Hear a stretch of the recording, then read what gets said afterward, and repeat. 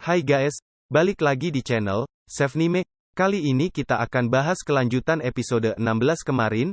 Di episode animenya kemarin kita diperlihatkan Baji yang sudah resmi menjadi anggota Valhalla, dan di episode kemarin juga diperlihatkan flashback antara Baji dan Kazutora mengapa mereka bisa sampai membelot dari geng Tumen. Dan untuk episode 17 kali ini, saya akan mengambil chapter 46-47 versi manganya. Baiklah, mari kita mulai pembahasannya. Cekidot.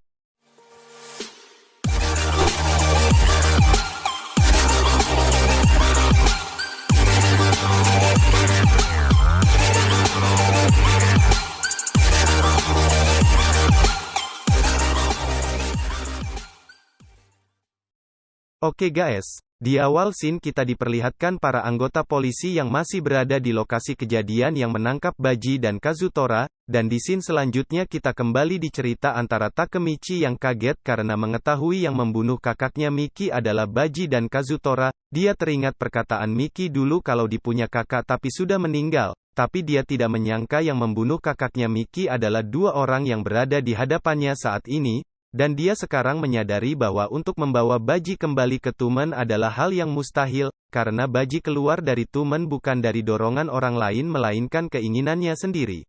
Hanma juga memberitahu Takemichi untuk memberi pesan untuk Miki. Hanasaku bawa pesan untuk Miki di Junkyard Valhalla vs Tumen, kata Hanma kepada Takemichi. Sekita itu Takemichi langsung kaget karena pertarungan itu akan dilaksanakan 1 minggu dari sekarang.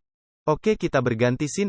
Hari berikutnya kali ini Takemichi sudah berada di rumah, dan dia tidak bisa tidur karena terancam dibunuh Miki kalau dia sampai tidak bisa membawa Baji kembali ke Tumen. Setelah itu Takemichi mencoba jalan-jalan, dan di tengah jalan Takemichi bertemu dengan seseorang yang memanggilnya. Awalnya Takemichi cuek dengannya, tapi setelah orang itu menceritakan soal hal kemarin, Takemichi tahu kalau orang itu adalah Matsuno Chifuyu, orang yang dihajar oleh Baji kemarin. Di sini Matsuno bercerita kalau Baji bergabung di Valhalla bukan untuk menghancurkan Tumen melainkan untuk membongkar rencana Kisaki terhadap Tumen. Seperti yang kita tahu sekarang Kisaki sudah menjadi kapten divisi 3 geng Tumen. Kita ke scene selanjutnya, di mana diperlihatkan Miki, Draken, Takemichi, dan Matsuno sedang berada di kuburan kakaknya Miki yaitu Shinichiro. Di situ Miki menyadari bahwa tidak ada yang bisa dilakukan sekarang. Dia bercerita kepada Takemichi. Miki berkata, untuk hadiah ulang tahunku, CB350T yang Baji dan Kazutora curi adalah milik kakakku. Motor itu adalah kenangan milik kakakku. Dia ingin memberikannya kepadaku, dan sekarang motor itu menjadi favoritku. Meskipun begitu, Miki tidak akan bisa memaafkan pembunuh kakaknya yaitu Kazutora, tapi dia masih bisa memaafkan Baji.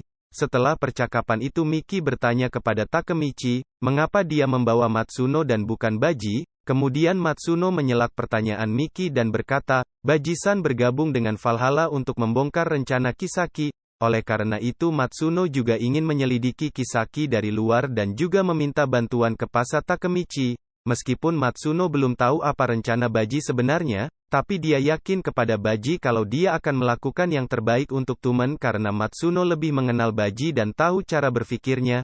Di sini Matsuno juga bertanya kepada Takemichi, mengapa dia sampai berani memukul Kisaki di upacara pelantikan. Apa yang kau inginkan, ucap Matsuno kepada Takemichi. Lalu Takemichi menjawab dengan tegas, akan kubuat kau menerimanya suatu hari nanti, Miki-kun.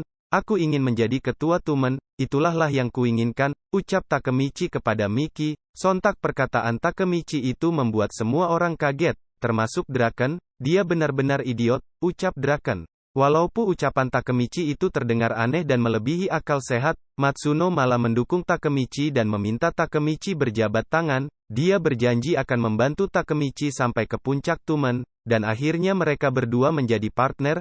Selanjutnya mereka berdua melanjutkan misi mereka untuk menyelidiki Valhalla dan Kisaki. Cerita mereka diawali dengan pergi ke sebuah toko, dan tercenggangnya Takemichi, karena yang ada di toko itu adalah Osanai, mantan ketua geng Moebius dulu. Dan sayang sekali guys, cerita di chapter 45 dan 46 ini harus berakhir di sini. Kita akan bahas cerita di chapter selanjutnya. Jangan lupa subscribe, like, dan share ya guys supaya tidak ketinggalan cerita seru lainnya. Dan dukung terus channel ini supaya terus berkembang. Bye bye.